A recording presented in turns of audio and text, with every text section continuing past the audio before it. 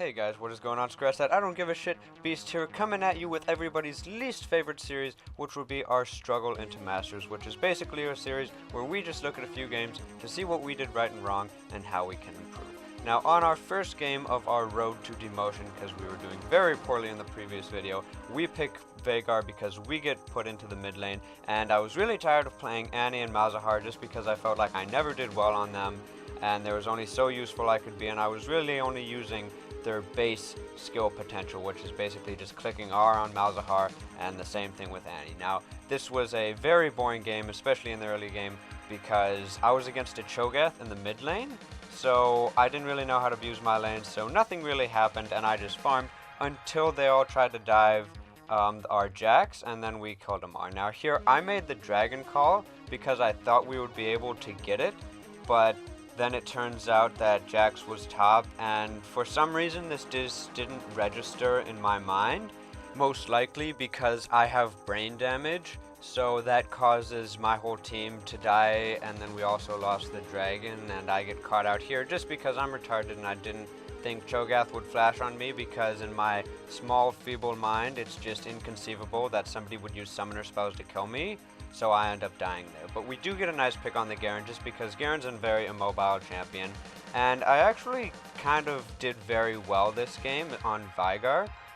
just because they were like super retarded and they non-stop stepped into my stuns trying to get out of the cage because I guess they thought they could run through. So I actually popped off quite hard this game. I wouldn't say I carried the game, but I did very well for myself. And here I knew we could catch out the Cho'Gath just because he's big as fuck and he's like a super easy target. And in higher elo, Cho'Gath is actually very bad because of how big his character model is. So it becomes very easy to kill him. Like here, he steps up again and I stun him super easily just because his character model is so big. And even though he did have a lot of health, he could still only hardly survive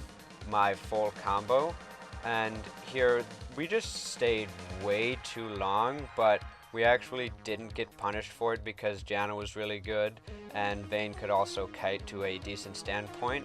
So we all somehow end up living here, which we really shouldn't have, and we definitely should have backed sooner. Now here, Vayne gets caught out again, as she's been doing all game, but because Janna's here and I can press my E, she just kind of runs away, and then we basically end the game. But I think I'll be playing Veigar more in the future just because if you can make it out of laning phase with him, he's like really strong and he's super easy to use just as long as you space correctly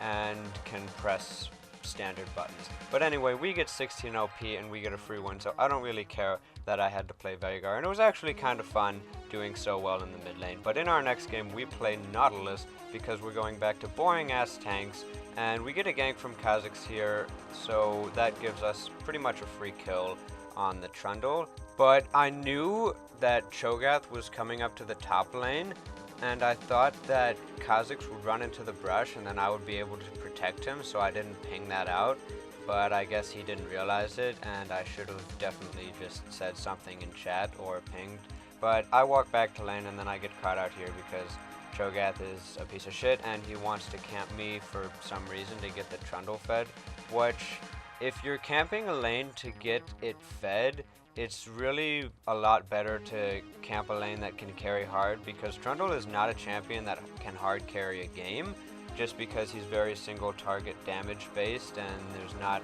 really a lot he can do to get onto the back line other than press his pillar. But I try to 1v1 him here because I thought in my mind that I could kill him, but then he hits 6 and then he just destroys me, and I should have expected this,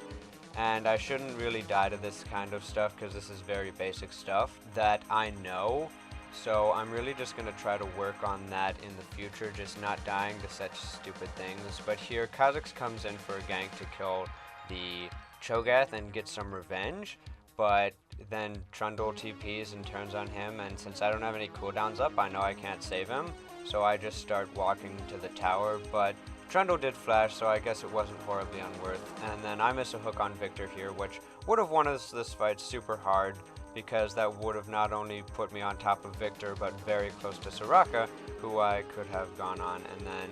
she just stepped up too far here, and then I flashed on her, which I guess she didn't expect. But because our Twitch got like super fed this game, then he just came in and destroyed Victor and Cho'Gath and made Cho'Gath run away. We do not pick up the kill on Cho, which kind of sucks, but you know, we did get the mid tower out of it. Now here, they tried diving me, and it would have worked out really well if Trundle would have stayed on me and just finished me off, but then he went for the Janna, and all the minions died, so then he got stuck behind the tower, and then Kha'Zix was just able to eventually pick him up.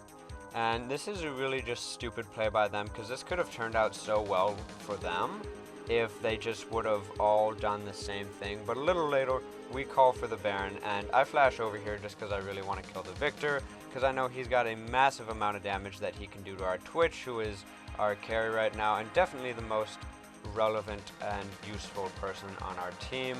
But we got that so easily because Trundle was pushing top, and we do lose our inhib tower out of it, but we do actually finally catch out the Trundle, and we didn't lose inhib for it, so I don't think it's the worst trade in the world. Now here, my team was just like completely dominating them,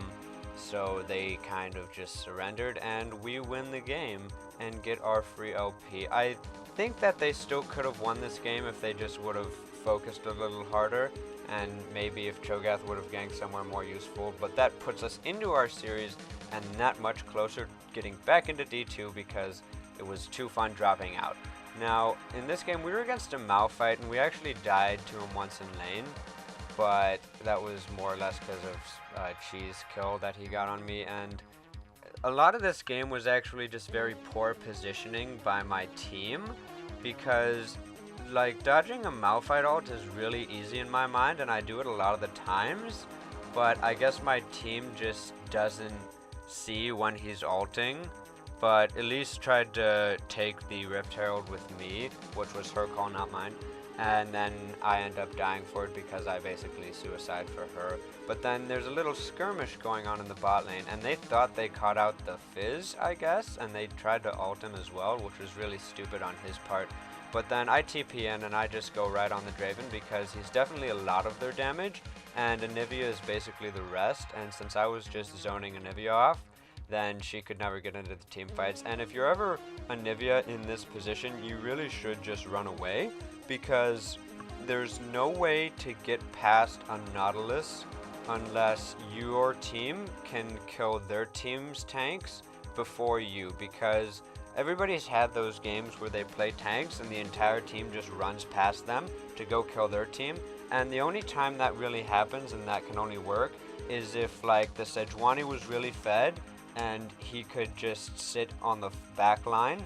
and their team would just run up and kill ours. But since he couldn't do that, I was more useful and I was actually able to do something. And then I die here, and if I would have actually turned back towards the Anivia, I would have lived. But yeah, they eventually catch out the Malphite because he goes back in. But then we go back to the Baron, and I land a hook on Draven, which is basically guaranteed his death, because Fizz jumps on the backline with me, and he was actually really good, and so was my whole team, about just stepping up and not playing like pussies. I guess it was just because we had such a sizable lead that they knew they could step up, but we get a pick on the Anivia and the Draven, which gives us a free Baron.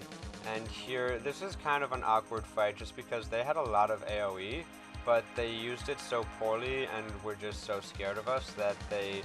put half of their AoE CC down,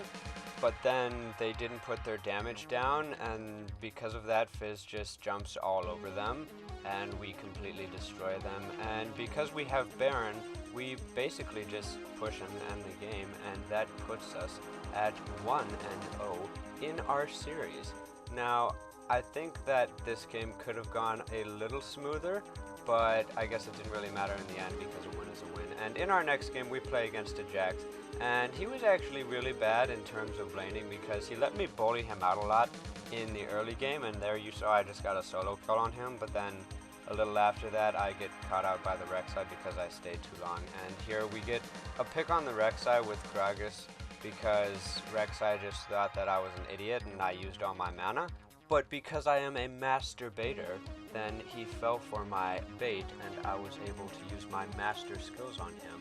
Yes, you can report this YouTube channel for that actually. but then we have a dragon fight, and Rek'Sai was able to outsmite Gragas, because either Gragas didn't have smite or he missed smite, I'm not sure, but either way we lost the dragon, which was really important. So yeah, I think I should have turned right here because I might have been able to kill the Leona because she was weak and Jax was super weak. But a lot of this game was just really poorly positioned fights because it was basically either 3v4s or 4v3s for one of the teams, and it just kept switching back and forth because